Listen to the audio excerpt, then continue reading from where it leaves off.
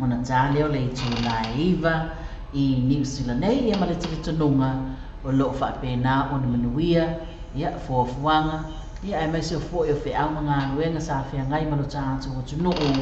whaapena ina fo I le fea ngai ai o whanau ia ma a o onga ua leo toe umi fo isa taimi ia o na malo lo fo I leo nei o to walo ma whanau ia ma ia o onga ma tau I vinga ia ma sa ilinga fo I peo na sa ia ina nei tau sanga ia a o le I whai atu la sa uta mai tala nga I whanau ua I le neiva ia so atua ia oka se mata mo fie fo I o le mai tau ia ma le vava ai atu fo I alo ma whanau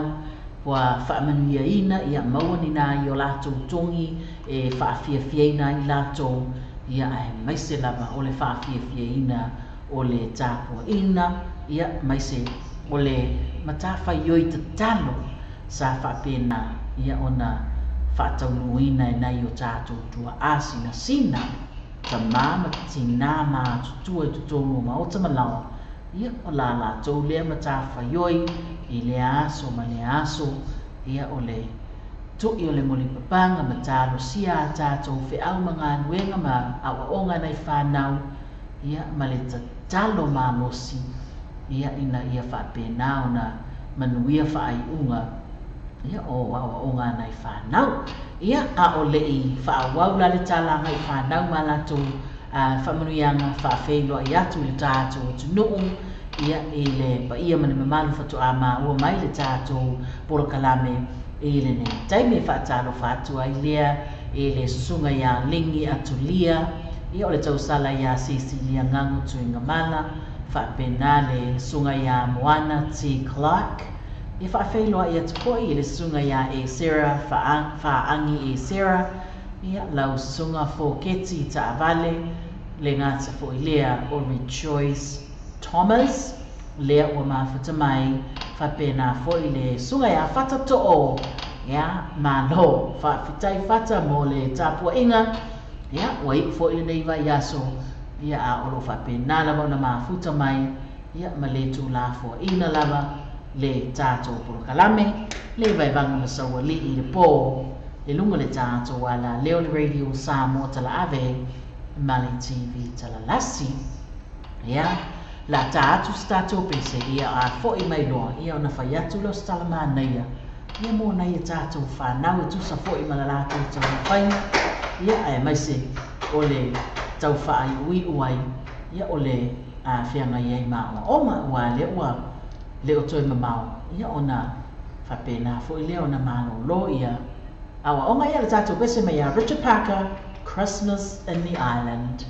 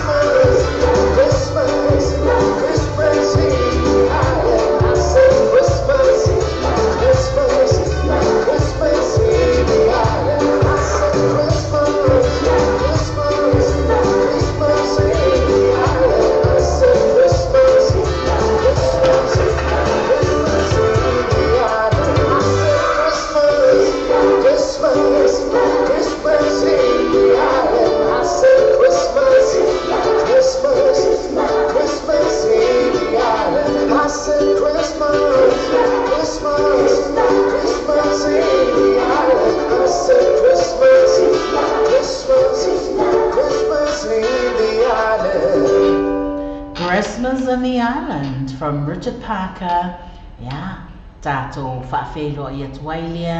i le mamalu ma le pe ia te leo si o tātou atunuu. Ia lea ua mafuta mai, ia ma whaafafonga mai foi, pe mai mua mai foi lungo le tātou TV, lungo le tātou wala leo, le Radio Samoa Tala Ave, ma le TV Tala Lasi, ia, whaafelo ia tula i alo ma whanau, pe ona o whaasoa mua atu, ua mata mo fie fe lanu ai, ia ma tafia tilo foi ma tafia va ai i lungo le tātou Facebook, ia po nisi foi vaenga lo whapenau na whaongaina i le tātou atunu. Ia ua tuwane i ato o ala ma whanau ma lato whaunga, ia o lato prize giving, ia nala e toa te le lava alo ma whanau, ia ua whaamanu ina ona o le tau mawhai o le nei fo i tau sanga ia sa o lava le tau la le tusi o le tama poto e fia le tama ia o le tama balea ia wha le fia tele tina ia ai ma lo le tau wivi ma lo le ono sa i le o to e whai ngō fie alsa i linga o le atamai ma le poto o le nei vai teini ia le o to e whai ngō fie fo i lau tau mawhai ma lau tilo ina ia manuelo lumanai o le tūlanga fo i lea na tātou pa au mai ai ni nei atunu ia po nisi atunu e ese mai ma Samoa ia ina ia maua e o tōu whanau le tele o whaamanianga wa o lau tala saoa ia e te ofo lava o sa tamai titi e le leiso na whaai unga i le nei atunu tau te iai awa o le tele i o avanoa le upu fo i le po le tala e whai atu sooi i tamaiti ia awana e misi le avanoa ia a o e lua upu tāua o te whaalongo pea lava iai a whaapele o tutonu o le ainga ia o tutonu o le a onga susa ia o le upu e lua lava upu o te whaalongo lava iai mai lava ilo ula i titi se ia o mai le wa avea o mawhai a onga ale malo ia whapena foi ona whai mawhai a onga susa o le whaalongo ma le usta i oe o upu ai e lua whaalongo ma usta whaalongo ma usita i ele ai se isi ala le nā whamei fia Yesu pea e whaalongo ma usta i ale nāna no ngō fia al tamai titi e whaalongo le lei i le upu ma le tala ata mamatina ia usita wa e sa o le lele ia upu nei e lua wa fo i mua o ta whaalongo ioi e mua o ta whaalongo ia whaalongo o le ale tala e whai mai e ta mama tina o le ale whaatonunga e whai mai e ta mama tina ia whaalongo le leila ta whaalongo ia whapena fo i tutono le whanea onga tau noa lo le whai a onga e whaasavali le whaamatala ina o le matao ia au le pisa ai whaalongo le a toa le tau sanga o e whaalongo a te maiti o lo na whaiso enga ia sao whai loa ai fo i le rewind de lo mafo whau lau whaalongo le asa e whaalongo ai le tau sanga a toa ia una tusi lo le lau pepa le au mai ai le whaafisili ia au tali loe maua ave tongi mai ngale maka ni ere mai na ia whaalongo ia na o lua lo le ma le ustai ai ia o lo nai unga la le o tato tanga ia tu lo tato tu no ia mata tilo tu foi ia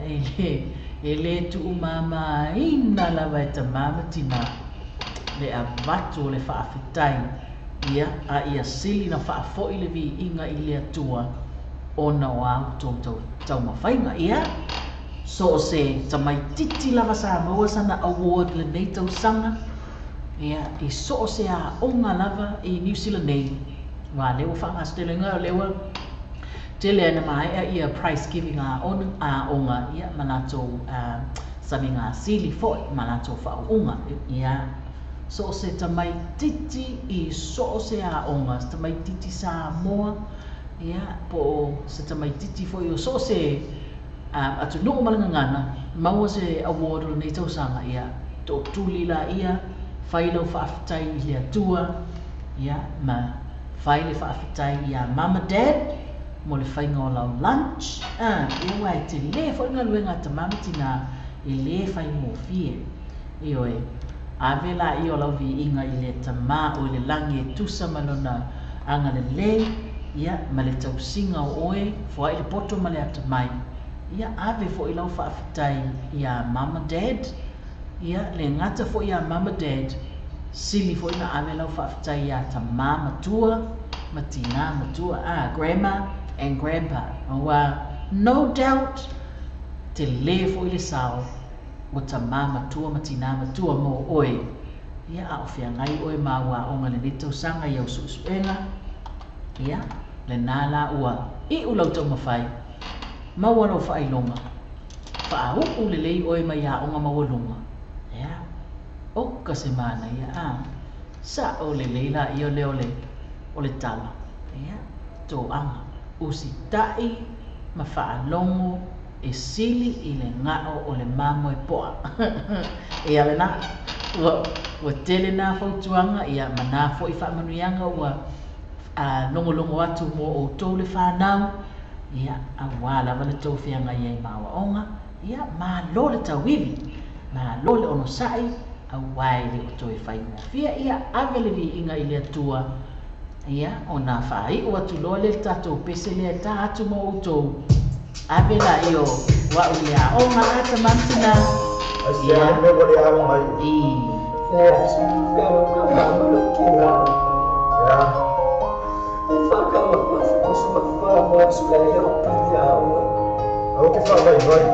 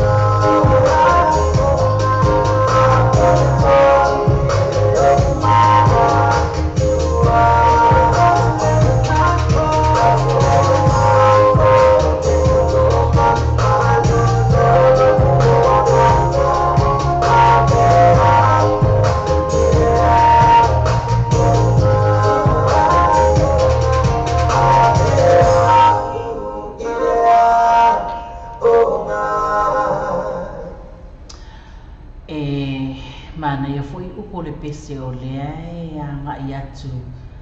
i le whapistalosanga ave a ui le a onga ia ai au whanongonongo atu i upo le pese mo tau mai tau atu i au malanga i au tia i sale lolonga te mire tau nu o le waa ia o tau solo i taa vale ia po le pasi ia ai pe afelanga maiti ma meo whaatau pe on taa ua le bese ia ata tilo atu lai ai ta te lava ai malo ta whaanoa noa ia lea fo isa ia ile o ia ile tula fono fo ia le mano ia tatou e whaasala e whaasala i mātua pe ale a veta maiti le aonga ia whapena fo ila pe ona o ta ua le anga i mai le maketi upo ia sole kele moko mai ki ke whea ruai ma le ato ho le tumu i whanguinu po apa inu ia lava vo ia le a tātou ia ai lai whea wa i taimi o lai tau nei tutonu le whale a onga ia talo whai o le wingo le tala tu mai lai a tātou le i nei ia pe o fo o talan whai atu mua te leo o abanoa te leo opportunities a tātou i nei ia manisi fo i atu nuu e se mai Samoa i si o tātou la watu nuu i tutono Samoa ia o le whautuanga la le tātou ala leo ia ma le e waivanga sawa lii o le pō tō anga i le e alu le aonga i oi wa ai le usu ta mama tinae sa ili se leni ia e avi ai tātou le aonga ia ai tō anga tātou e alu e whaile me aonga ia mausi ustai whai aonga ia ma aua le ngutu oso le whai aonga ia le tātou pese mai le Eva Eva Band aso o le matimba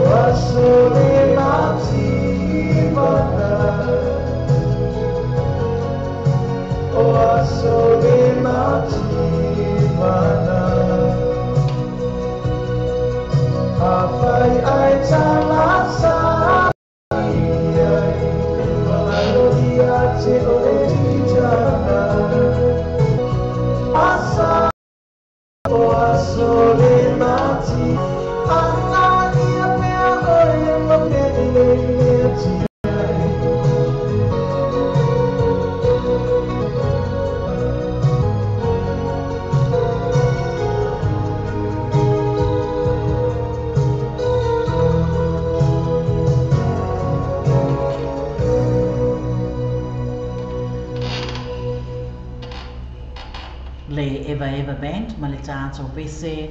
o aso o le mativa ia le o tātou o atu ina ua fitu le minute ua te aini le tu la iva va ve al fa nga so longo le tātou taimi ia le atu ina atu fo ina ia tātou fa salalamu fa businesi ia na tātou toi fo i mai fo i lea ma fa awa wa tili le tātou polo kalame o le nei fo i fiafi Sa ini sa wale fōmu ai ngā. O waloa te whaatani a so tai sumi a sasa estiaru o le TM gas i lima lu o koe sa whau i tau. Lima sa lau i whero fi i a male awhi tā la si o atu la ma lima awhi tā la le cashback ai no factor futa ni loa sasa SQL GM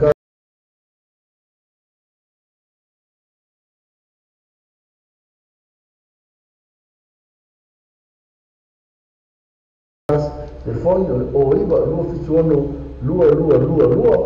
iba lua fituano lua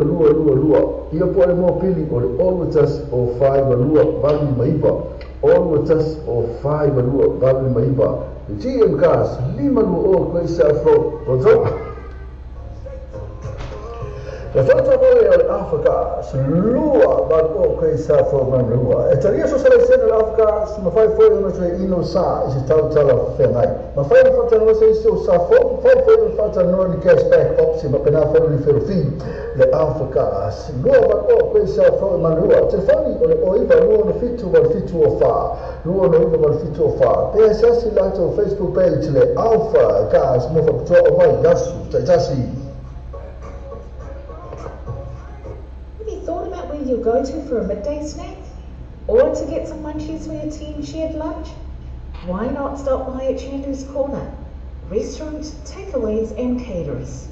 Variety of dishes and yummy choices to select from. Mention that you've seen this ad on Samoa TV Talalasi and Samoa Radio Talaavi to get a discount. Chandu's Corner, inside food court, 15 Mason Avenue, Otahuhu. Phone 09 276 8077 276 8077. Chandu's Corner. The new age cars fa valle o telefono lato fatto sì o iba questa flow na youtube ma lato telefoni veli fuori o over la nuova feature salau over la nuova feature salau e piace lato Facebook page the new age cars mo fa bito vai aso tetas matala il feature so vai aso mai aso mo fu se pa ia sto na e mai le afar baru tao se pa ia le ono tao mai aso fu le sto na ia sa e totala is fu ma tansi tao se pa ia tolu ile afia ma tolo il new age cars lu o iba questa flow yo to telefoni o varsela lu feature no selau o varsela lu feature no selau. Le fai tapare o le new age cars, le fai tapare o le telefono. La tu si le mo oi va questa phone na youtube, ma fai no so animo oi, le fai tu non lo sa. Tele tapare ti fini mai ai telefono na io selen. So ta ne lo le new age car, il telefono vini fuori o va se la lo feature se la o va se la lo feature se la penso ta su mi ace o lo tasi feature ma va o lua. Oh, tasi feature ma valon olua pesa silato Facebook page the new age car limited lato tu si iva questa foto ma la telefoni o varsela lo feature no selau o varsela lo feature no selau le Pacific Fresh pol fara lo pula wasila fia ile mamalo le atinu fa lo tolu Ross Common Road Clinton Manrewa tele oloa fa mama venga se tanto mo fia mo o malu ainga a fio mai roma tala mai au fo nei MC ala to fa pito e vai aso taitasi fa to sa ita mai ta ia chef numero telefoni oiva luono iva o tasi o lima pole o tasi fa o lima tasi o che cosa va a fare fatto dai nella falla tu fa moni samo ma non lo vesti ne mo le faccio noi non lo ma in sila te mo lo vesti io so se la o in sila boss vale kiwi bank va bene ferma number one currency e la falla tu per samo si ma non si vuole la tua la poi mo vai mo li so tra so già i telefoni le o con number samo o lo lima lo valo tassi o lo lima lo valo tassi pensa se la tua Facebook page ma la tua vesti ne o le vabe ia to te lo la tu la samo tu fai così Tapi, fai che la quando manca cazzo al Samsung. Sai, ma che io oggi le fanno manca il bullet. Fai cosa farò? Ma che io stesso voglio. Cambio, foto, vecchi, ma piano così. Ma io oso come mio cavolo.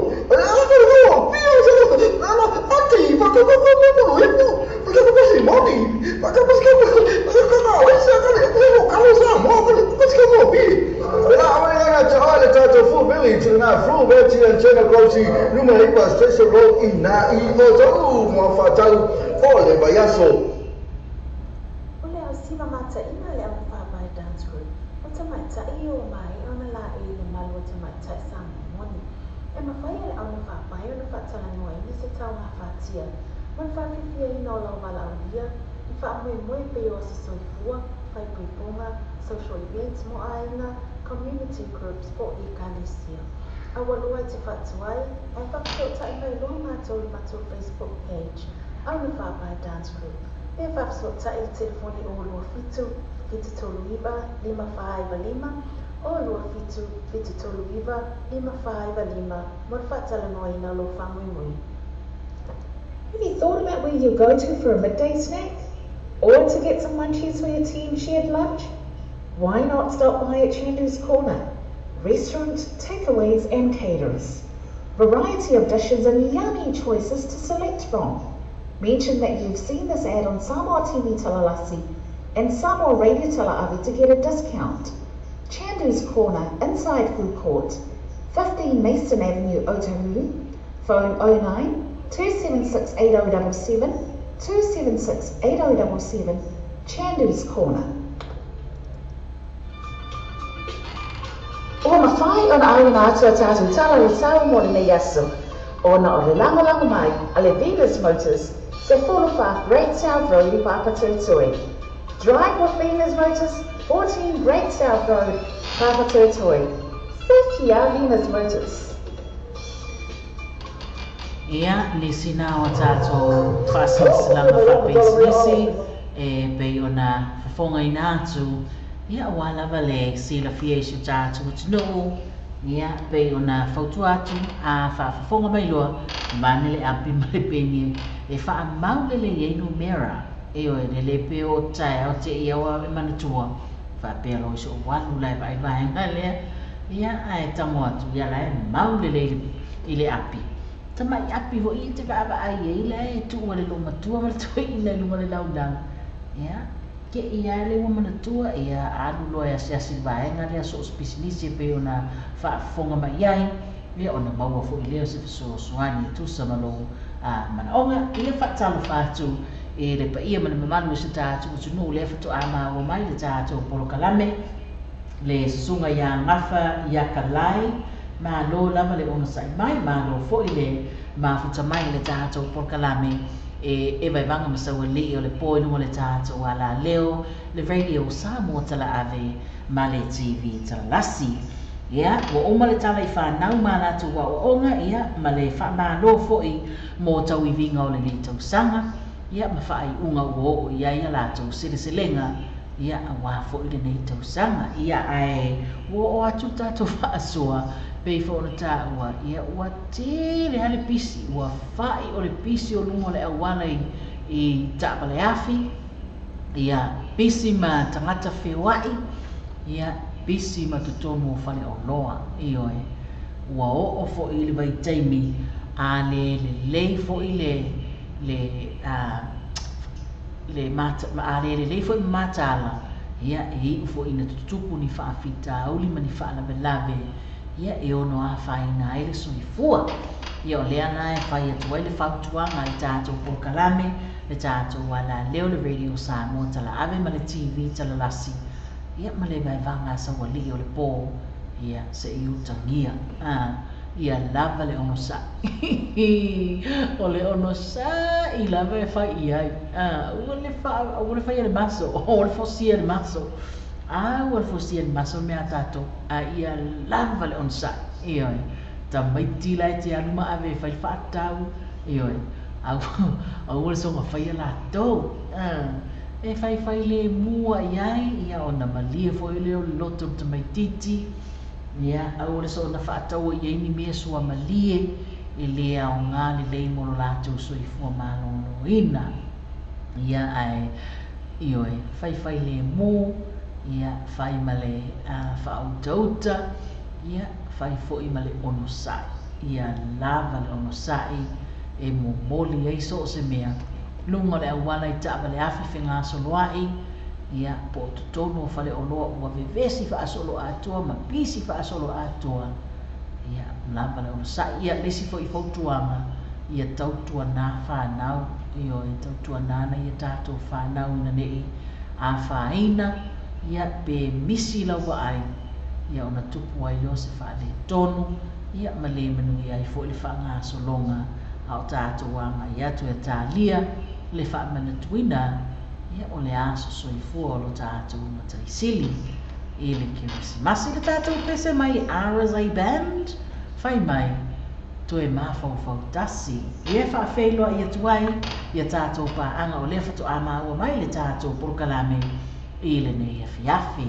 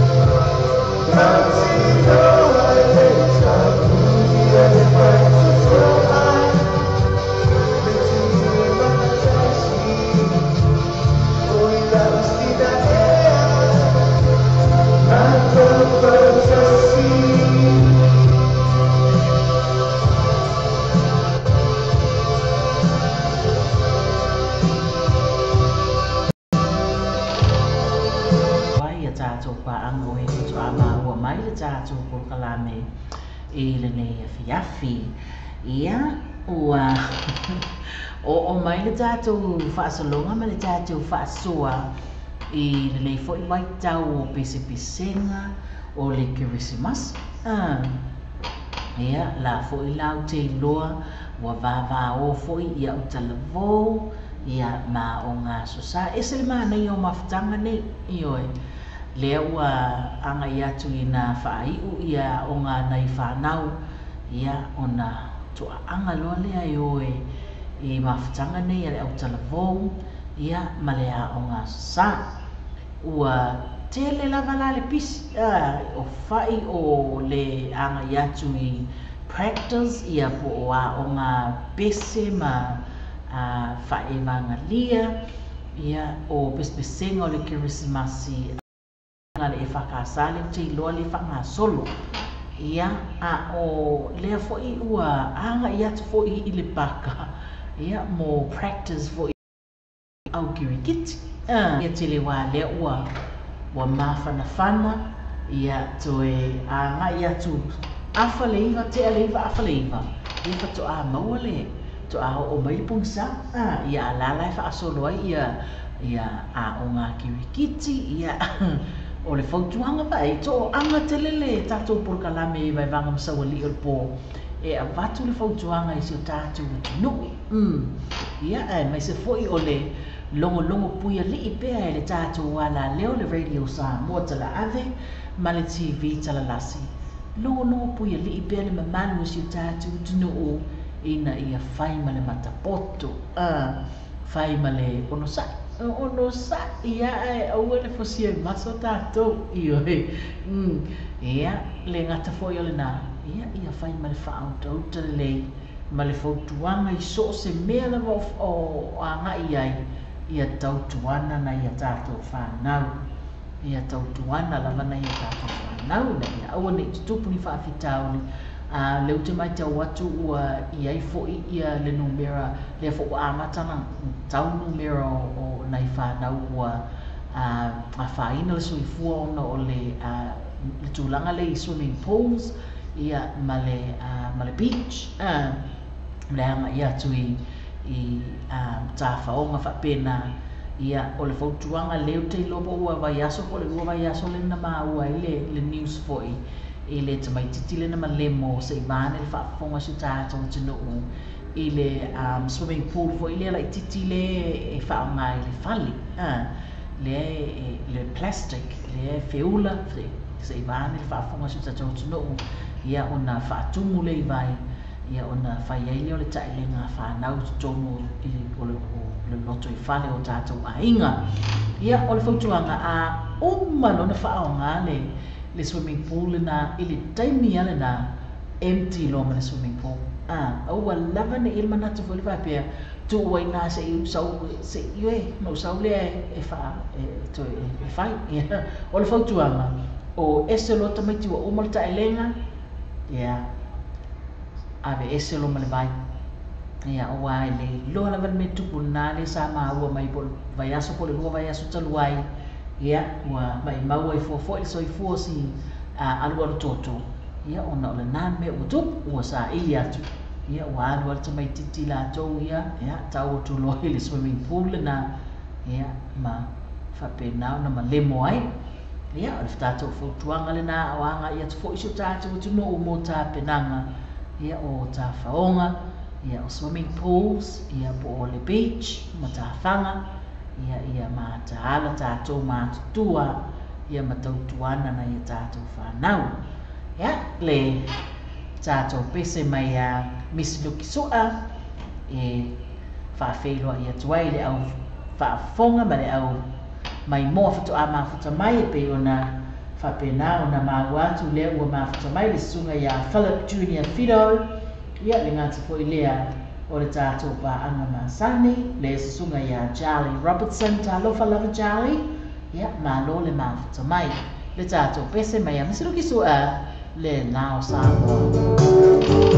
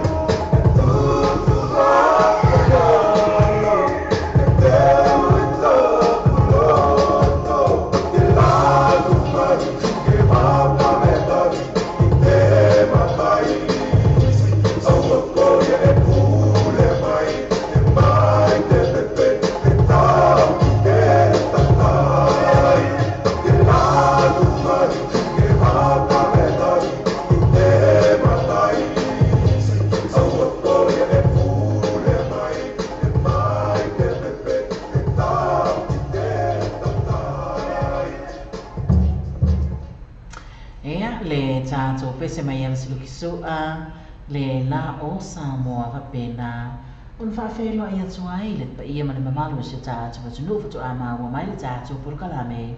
i lunga le ta tu wala leo le radio Samoa tala ave male TV tala lasi fa felo ia tu ia ta tu pa ana masani le o ma tu mai le sunga ia loma ma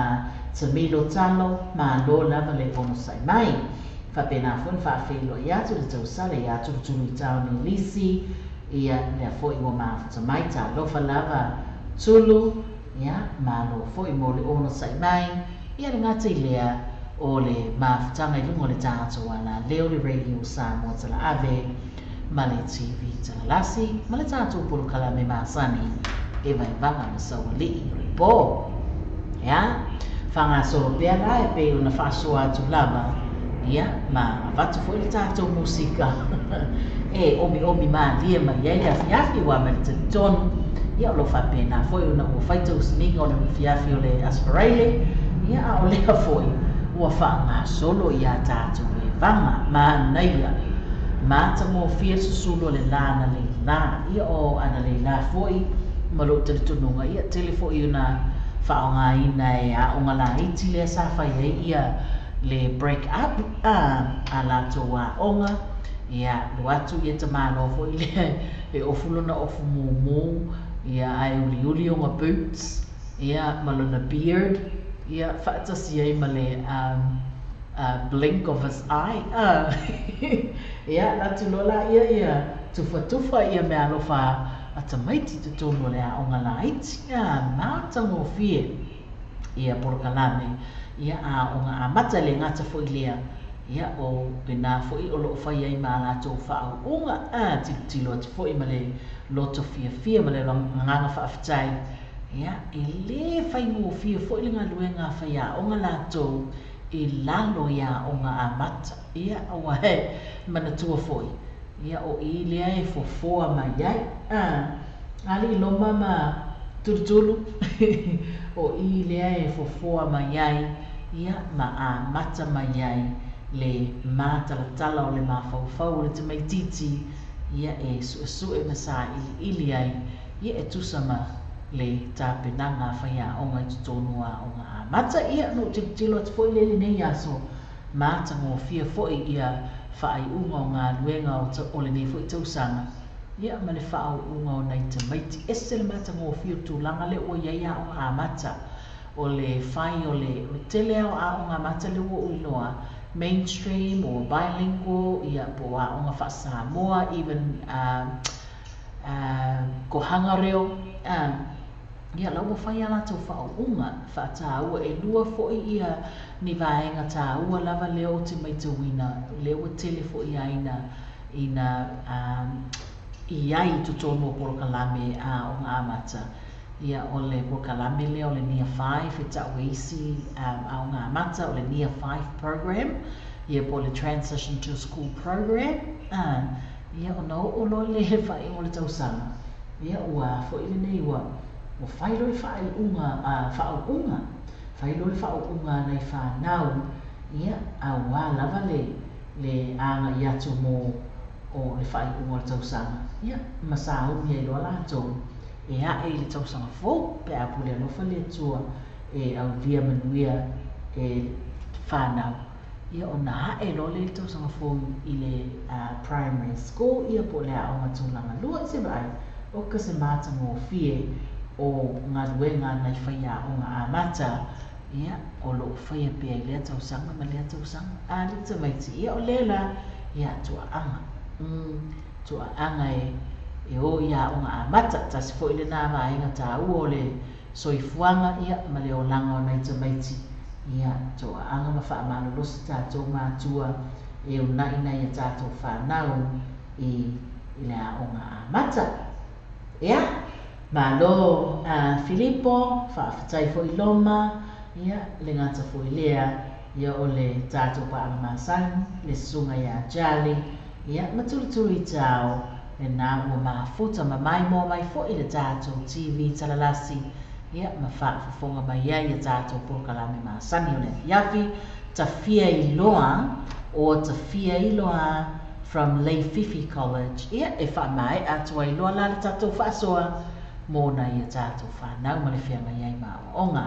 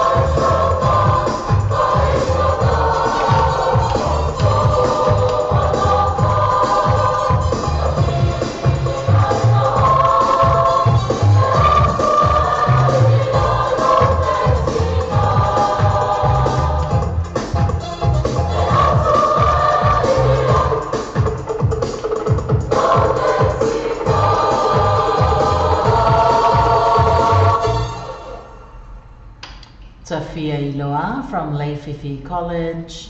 whapena ona whaumatoa I lore tātou whaasoa male tātou manatu natu foi I nai whanau male whianga iai mao onga mā tātou mawhainga foi renei tau sanga. Whawheloa I atu I sunga ia moe, whaumoina, lea ua mafuta mai I tātou porokalame, mā lo lava le mafuta mai, whawhitai foi mō le sasaanga mahata mō whia I tātou pese ua mai atu, o le pese lale nei o le atai nātu, mō mōli atu ai alo whaanga o le tātou porokalame,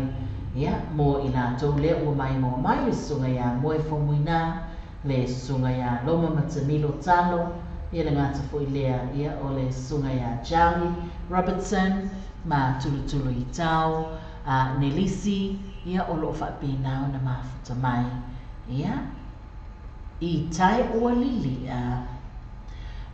mai I oe mana ia Paul Asparelli tonu o lo whapena o na solonga manuia I vanga o le fiafi ai mai se foi o mafutanga o whiangai ma ainga I le nei football. Oh,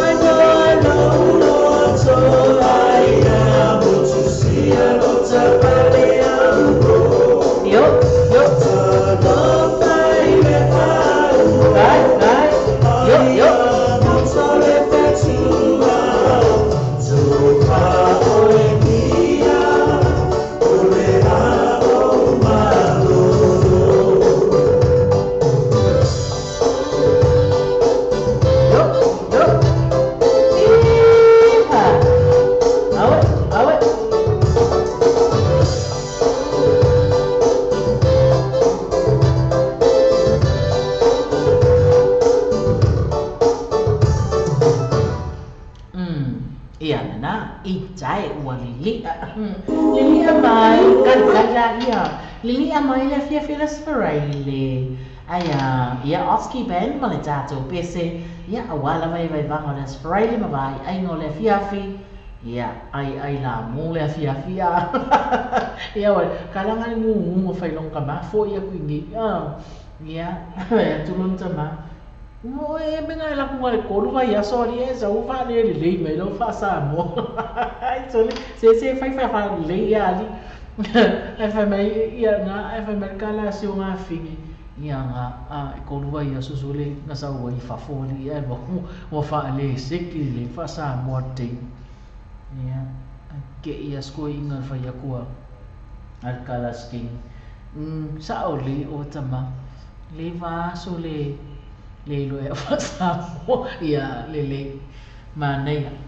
ia le tato pese mai a oski band la bele ia e fa felo ia tuai sunga ia moi fa muina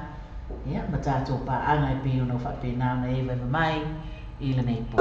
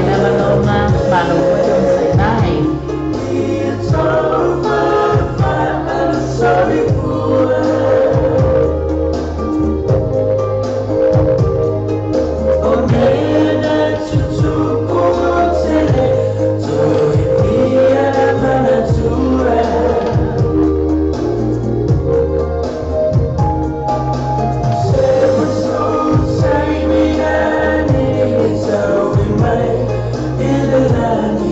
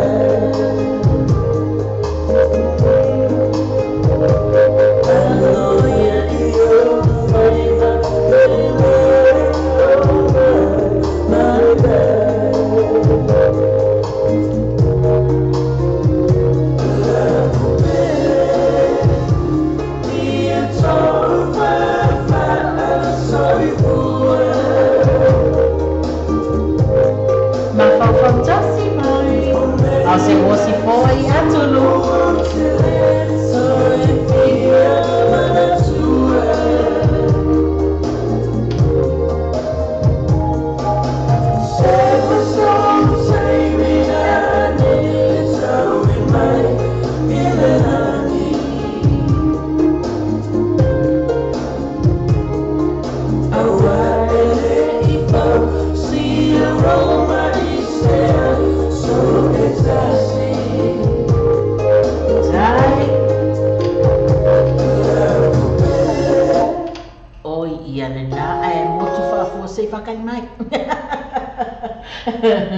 Wakau la vale men masingi le ani tu malo fa felo ya tu le sunga ya esto sua le wa ma futa mai le tato por kalame le vai vanga masawali o le poi mo le tato wala leo le radio Samoa tala ave male TV tala lasi ia le wa mai tawatu wa mata foi ona fa solo mai pese mo le manao sio tato no malo esta ya lela utau nu mai foi mo le tato pese mo le manao mai le tau sala ya tulu i tau ni lisi ia e fa pena na fa felo e tuai sio tato tunu mauto tasi ia ma le tato pese sa o sa ili ia te oe ia tulu o le afia las faraile o le afia sa ili ia sa o kara disko inga sa ili se mea fo o ia sa o le pese asivi so e something fo e lo skeng kuai so e something fo ia sa o sa ili ia te oe from Mount Otasi and Matalena Asuao mo molia mai ia lo fa anga le tau sala ia tulu i tau ia mo le tato au eva all in it for Yafe. Hi Charlie.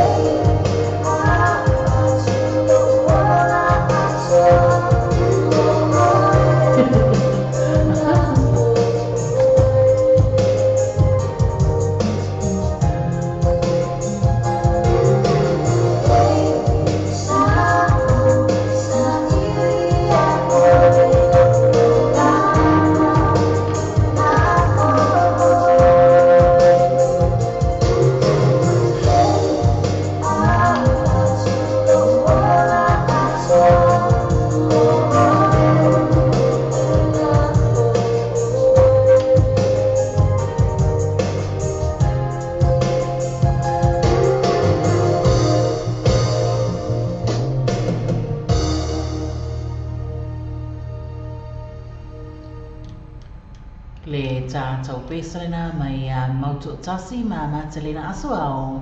sa o sa ili ia te oe ia pe ona mole mana o mai ai le tau sala ia tulu i taoni lisi ia a wālawa le tātou porokalame ma le tātou e vai vanga e le ne fiafi o manatu o tae au foi ia pe o le aso tō na i lava o le aso lea e tili na tuu whaatasi ai ia ma futanga whainga wō i le whaipoiponga ia o lea lai manatu ai fo i la tau oe o le a whaapa ia ina i le aso a tae au ma tuu whaatasia i le sakara metapa i o le whaipoiponga ia ma whapena fo i ona fausi ai ainga mō le lumanai ia le tātou pese lea e momori atu ai la alo whaanga o le au ewa malama le tātou porokalame le ne fiafi ia e maise o sauli o le pō ia maise foi o lo whaanga o le tātou wala leo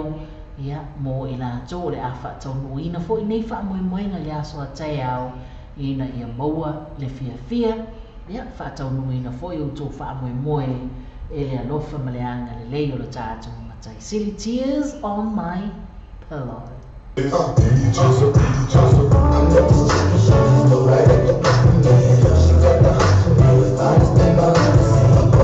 Hello, forever heavy.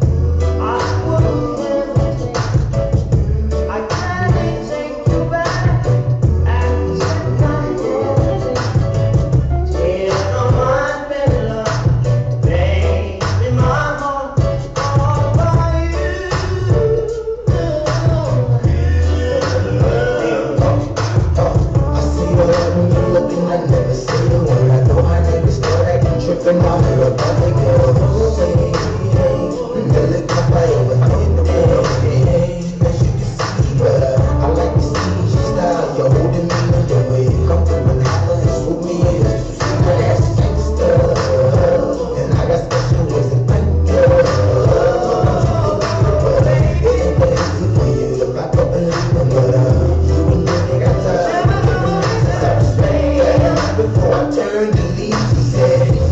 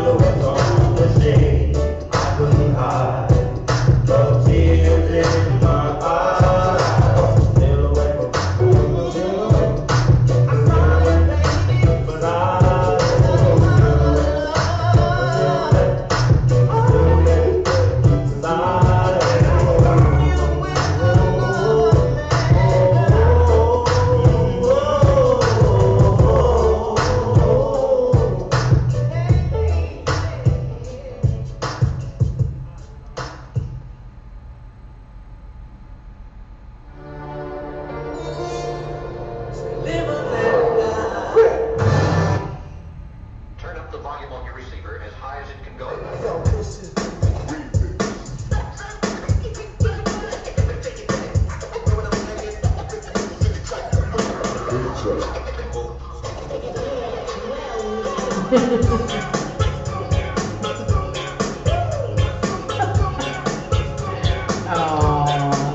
môi. Ai buổi ao xong có khẩu mà. Yup, yup. To celebrate. And it's all together. Kau lihat kesini na oy moy. Nagpakangan pag-cute tayo.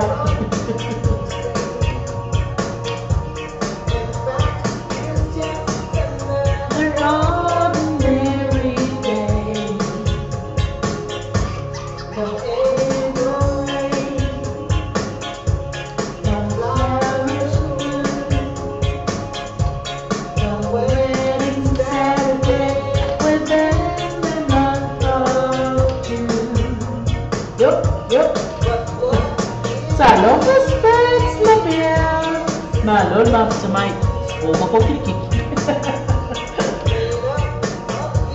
Three words that I must say to you. I just got to say I love you. I just got to say how much I care. I just got to say I love you, and I mean it from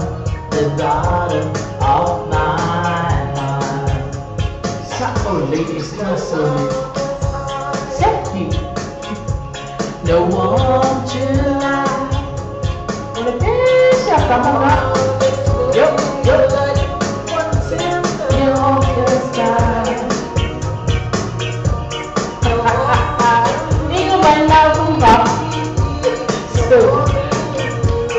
Ngay mà nó lép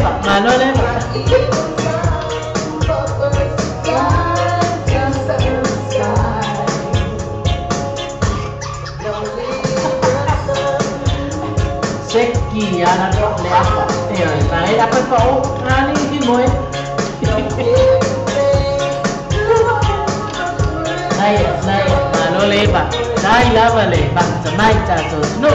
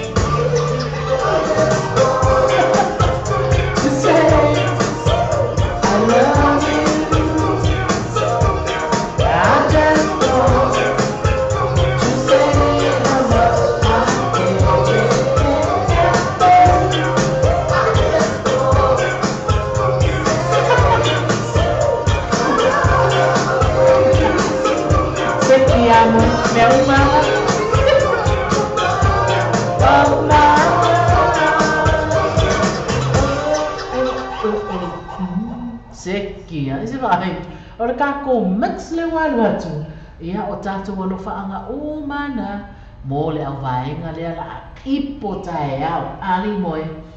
Ele nga ka ko ora vai nga le ipo tae au fai fa de ni. Ia malo. Malo esta. Io e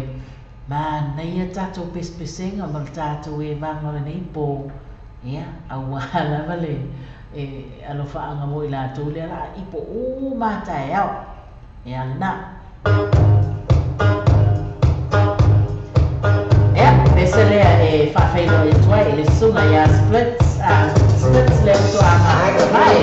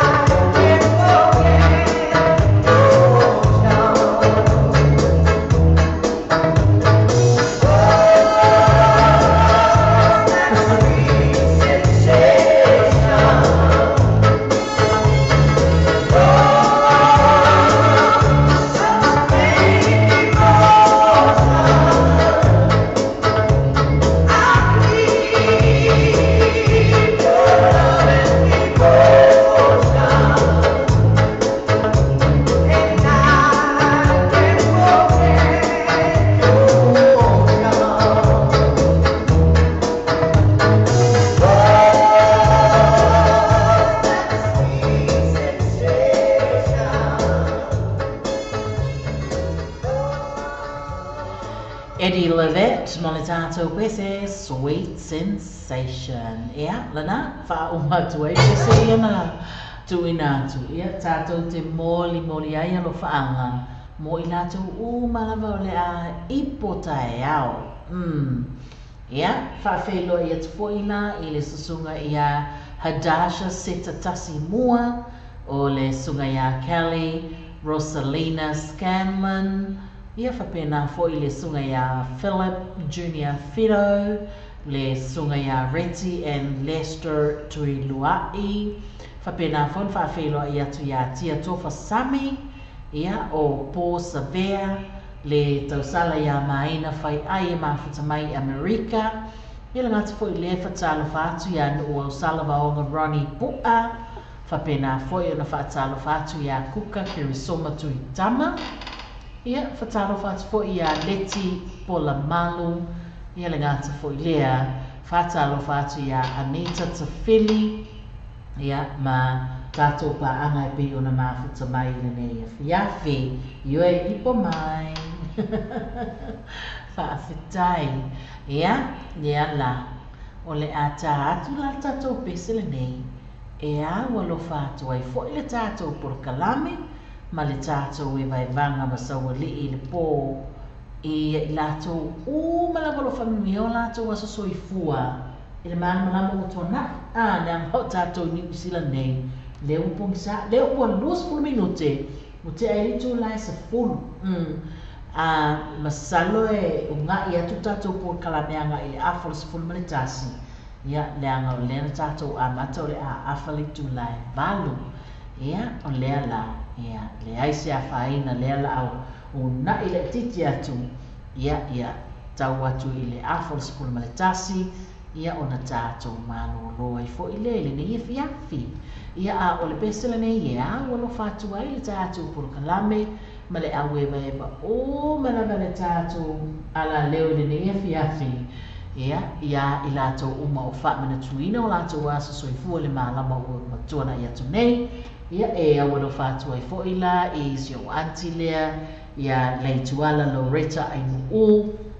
Ua au lia le fitu sa fulu o na tausanga. Ia ma o lo whapena o na whaamana tuina fo i a inga. I upolu i savai i polu ma savai me tutuila se vai kele ia laki ale le anti lea ia anti ia manu ia tele lo waso soifua ia maua pea lo soifua ma lo ina le lei ia maua fo ile fia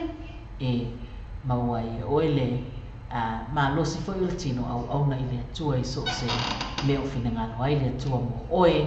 ia o maua pea lo soifua la mi vaina ia lea la le pesele nei ia manuia le aso whanau. Tele i o pesele kutitilo tu i lea la a fili atu pese mana ia lea manuia le aso whanau. Ia te oto o malama i le nei furi aso.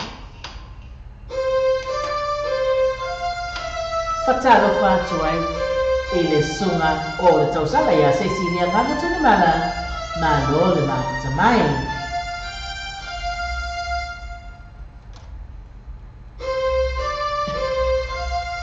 Sole, fa le dispesesi.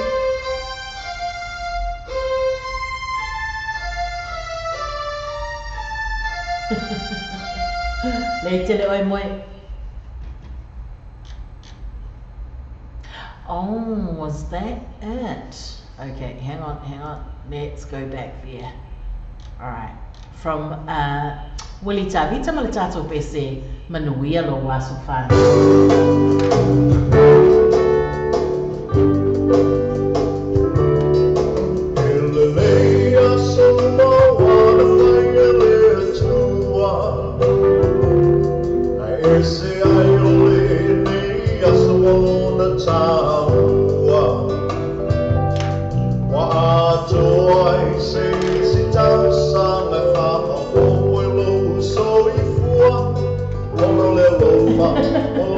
Thanks, Noah. Happy 15th to me.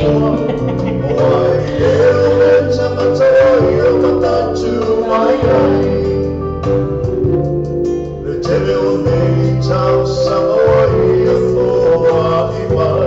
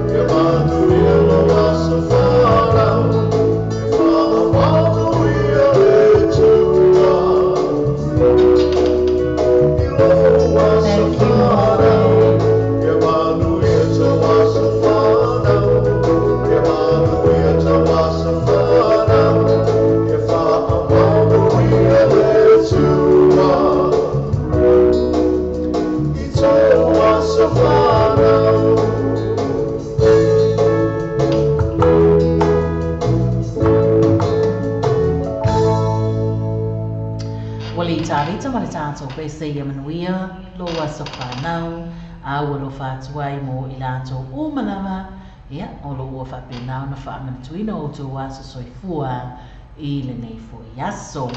Ia, lea ua o tilo atu, pei fo I ona whaasoa mai le tuangani a sive vai ngā wālesi, ia, le nā ua aua ia tui Wellington tone, mō mo I le aso a tai au, te tala loa I ngā I fo I lana CD, I think, o langa CD 11, number 11, volume 11, ia lea te tala ina I Christchurch tai au, ia lea lai, wala au wha alo alo te po ia I lato o malawa o e o ala foi papa au ile foi vaenga o tatu tunu nei I Christchurch mo taiao ia soiva o le afapena ona talalo ia foi ile to faitu le CD le susunga ia sive vainga wa lesi the volume 11 afapele se be for ia taiao anga ia tulua ina o lo fapena ona talalo ia ile CD ale tongane fo ia sive vainga wa lesi ile aso taiao ia le pesel nei taina tu fo ila moli tuai lo faanga fo le sunga ia sive male fenga ia fo I male fa moi le aso taiao ia manuti le ina mau fo ni ai o le fa moi ma ia tau no man nuia alo fa tuai mo oi ma le fa moi le tatu peselea au no fa tuai mo oi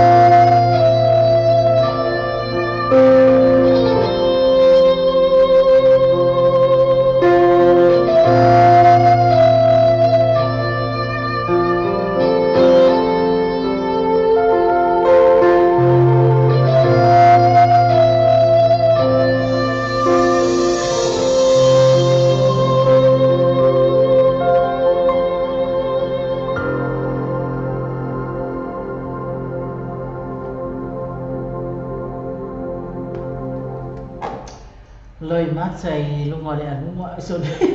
tulu pe ia loi mata lungo fata I si fai fani ia le na o le tasi le na pe se o le iai I le CD le e te talaina lo ia tae au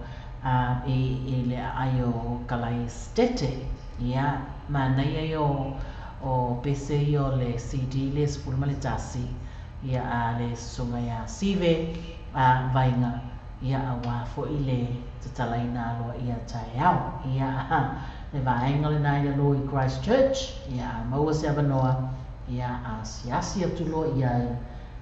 ma e whaafafonga ai le mātango fie ia o le siufafonga ia o le tuangane ia sive ia me le whaamoe le aswa tai au le popa ia mai le au fai pese le metitisi whangatongo ia e tātou pese atu ai fo I o Kirisimasi ina ua toe luasfulu ma le 2 minute o na tā leo le sefulu ma le tasi I New Zealand nei.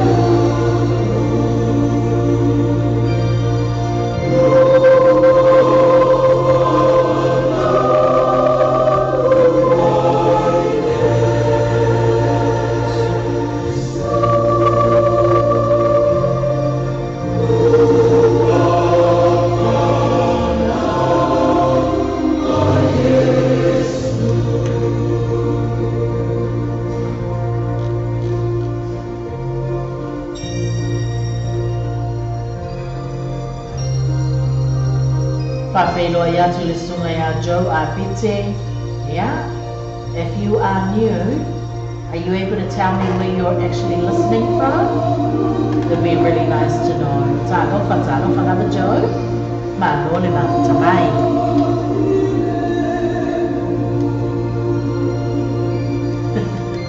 Talo Joe.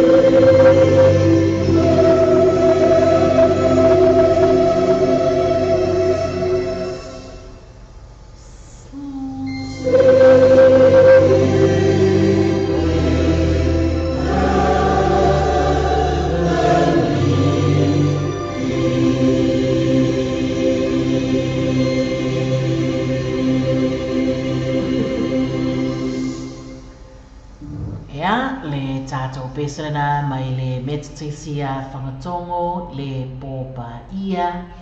e wha solo atu e pia lava tātou pēspesenga, a wā tātou e vai vanga o le nei e whiawhi. Whatalo whātu e le sunga ia Joe a pete, lea ua mai tau atu, e mafuta mai lau sunga I Wellington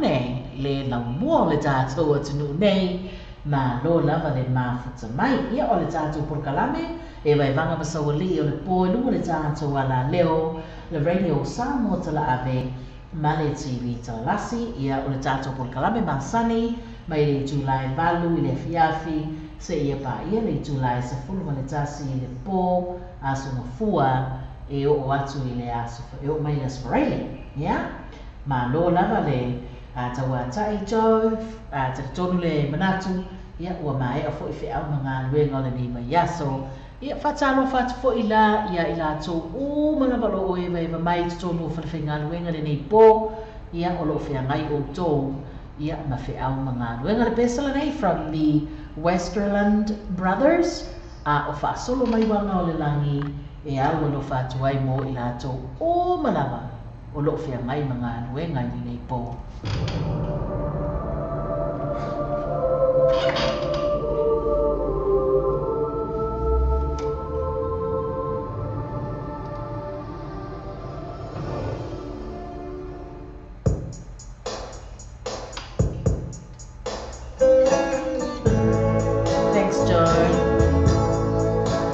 This is the song dedicated to you, Mr. Joe.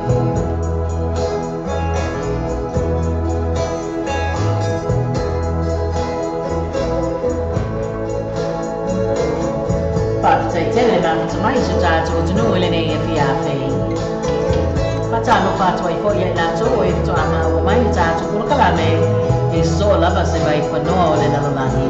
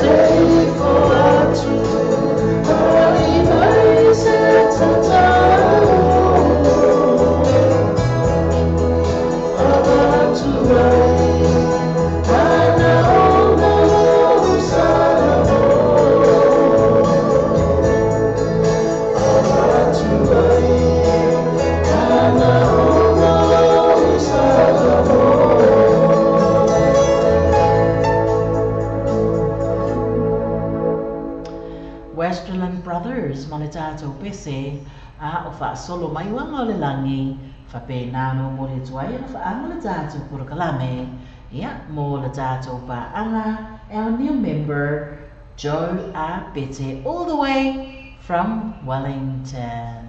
Malo whawhitai le mawhitai ia malo fo i mo tātou e vai vanga o le nei fo i a whiawhi. E whatalo whātu i le susunga i ala whai mata mua whai ta lia au nese lea ua mawhita mai le tātou Purukalame malo lava le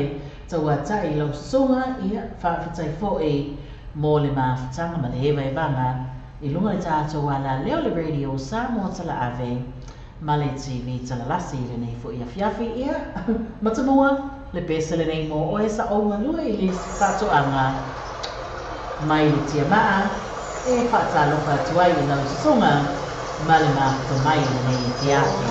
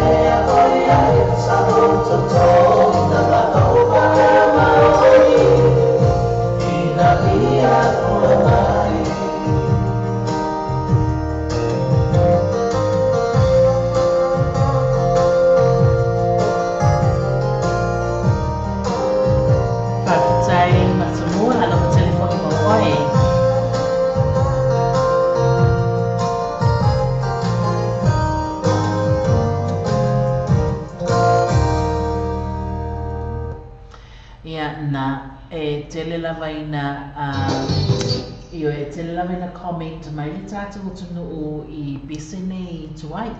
wai ese ale mana ia foi o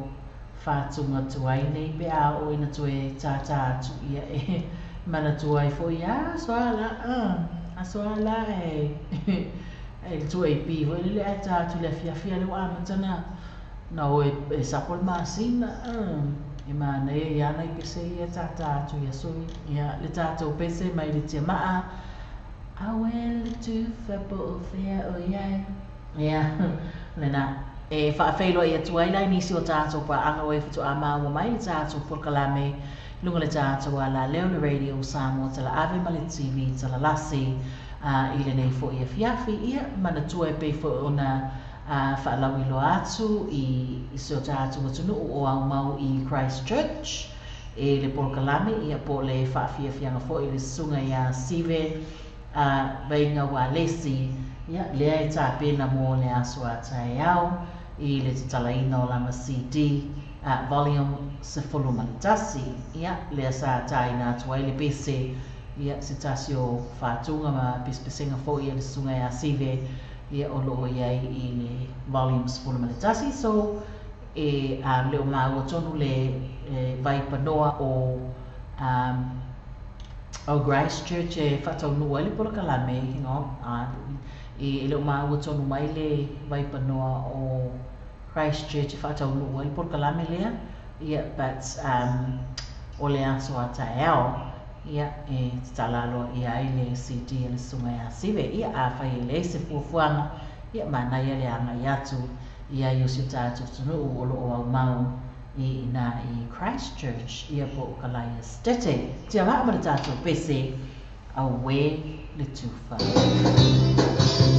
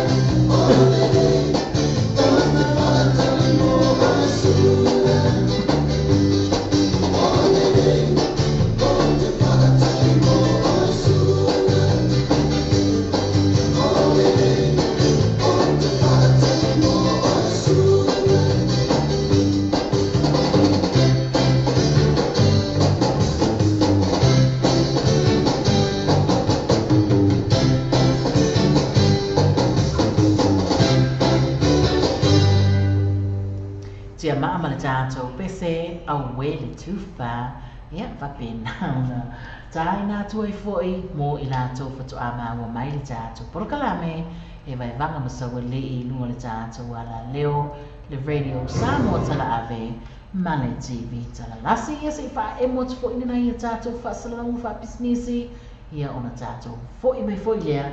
ia sa oi lo tala lesi toina Trabalho tu velho viaco, slua pas flua coisa fo takanini, tele trabalho tu tiri mai ai, tele frame mai mola paquete. Sasa ni no tuma ya kendi por suma ya ash, telefone o iva luo no fitu, telefone o iva luo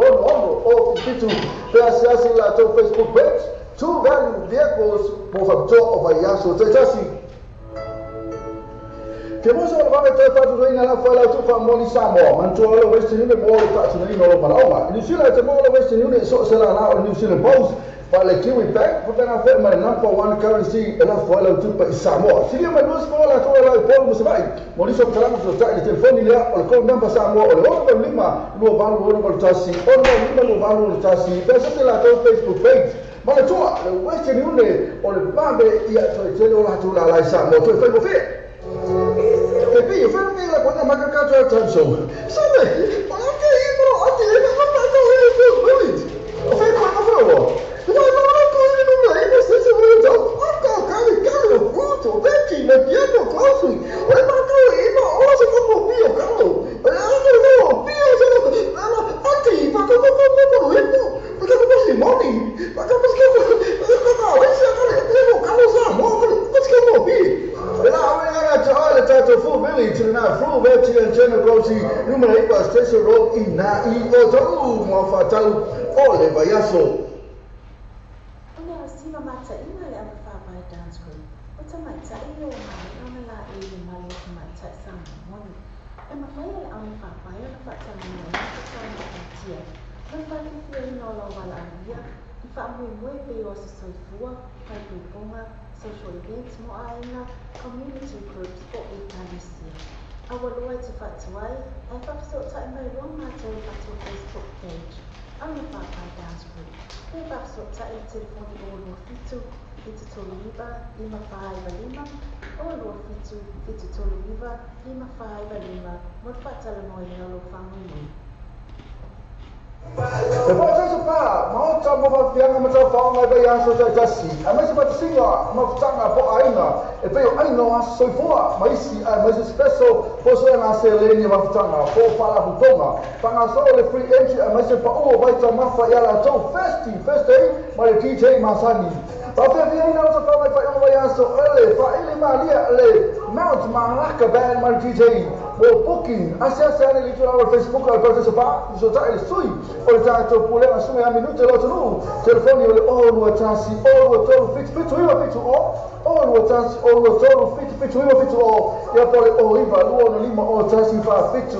iva lo no lima o tansi fa fit ma ma foi il lumo o sa mo ti vita lasi inizio la to a tu ina tu ai nisi ma to le processo pa ina ma to la to first day ma ti che mangiare per la fo le ma ka ben na ave vieno o le sbo le male a so to nai o Samoa lo pe tu mo Samoa lo pe isa mo lo malo si de tato programa o le taia o le breakfast my morning show mai le ono se pa ele tu la se fulua I aso ma mai le aso fu se pa ia le aso tonai Ona tolo ona e access foi le tato website ma e su ina le tato Samoa lo pe I tu ya ma e fata lo masau pese ina o lo fata lo pese ina ya le ngata ile o lo la malo si foi na le tato Samoa lo pe I tu ale ngata foi le o le breakfast my morning show o le tato Samoa radio tala ave o tato telefon mai Samoa la wana ni o Samoa radio tala ave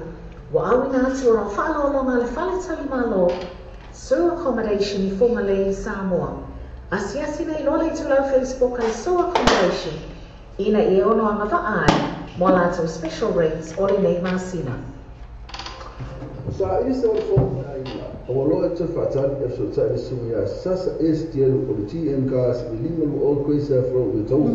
lima se la ki ferofi e mane afita si o tula lima afita la de cashback ai nei no factor so tali lo sasa estiel TM gas telefone o iba lo fituano lua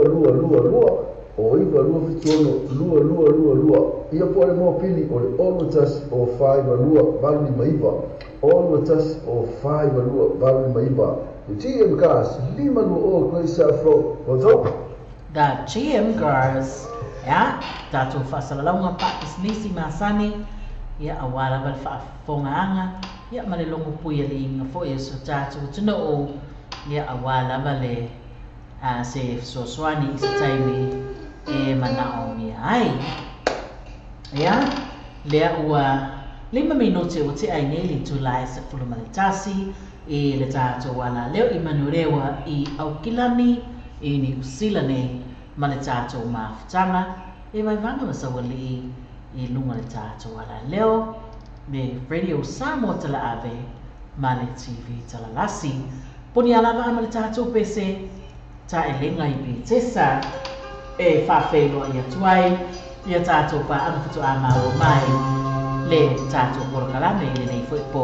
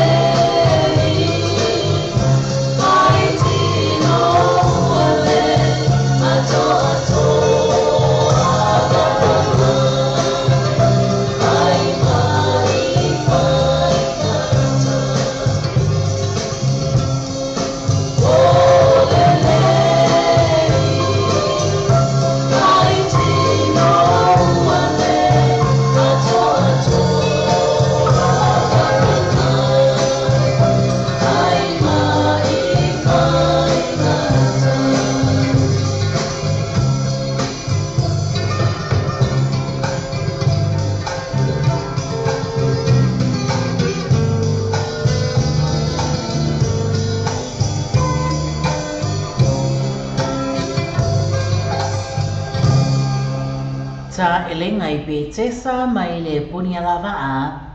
ya pe ona fa pe na ona tai na tu ya a wolo fa to I fo ya la to to ama wa mai le ta to por kala me ile ne ya fia fili arens ai ma le ta to pe se ta se no wow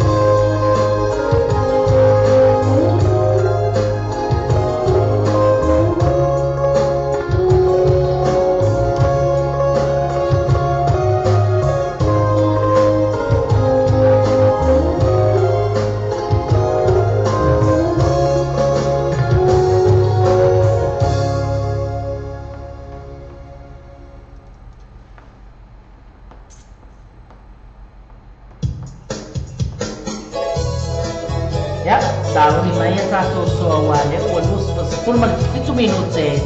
o te ai nei nei tu lai sa pulma le tasi ia lana wenga o le sa pulma minute o tātou makuta ia o na whapena po i leo na whamudaina le tātou kua kalame i le nei po ia lalo mai la ia lalo mai ia yo ia o le soa nei a Wellington e John sai le angale yo alofa mai a Wellington le o se mai yo awe lalo mai yo sing mai awe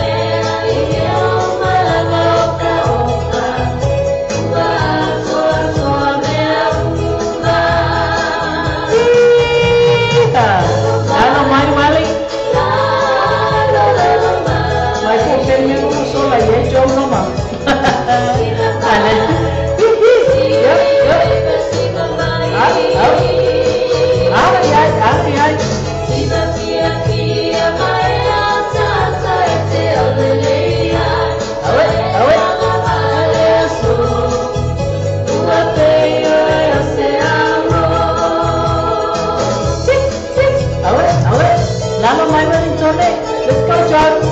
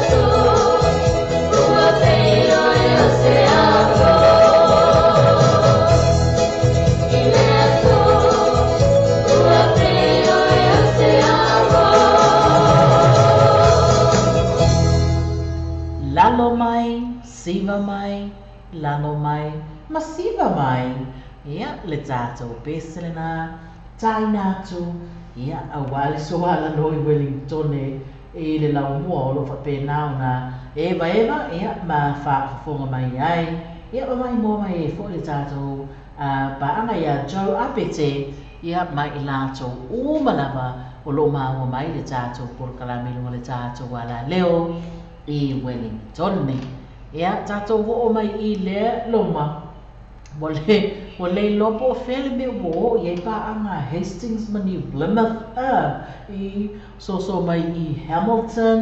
ia le faina le la wo o mai le soa i na vaenga le na tu sape le o eva mai te mine ia ai o te loa lava e le o mawhaia o na ngalo ia la tō ia le tātou porokalame foi ele nei fiafi al peselani nei sa mai ai na lai manga Hastings mani Plymouth ia sawi i Hamilton ia Christchurch ele me olo o ia ele i o sive ia olo na fa mo mo ia ta yao yo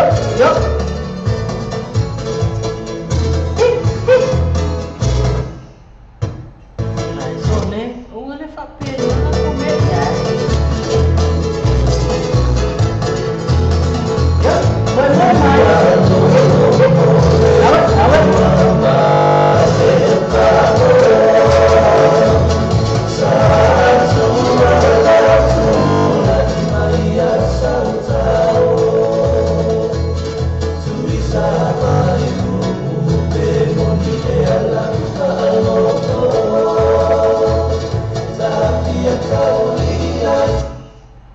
Right, let's just change our song because that song is not actually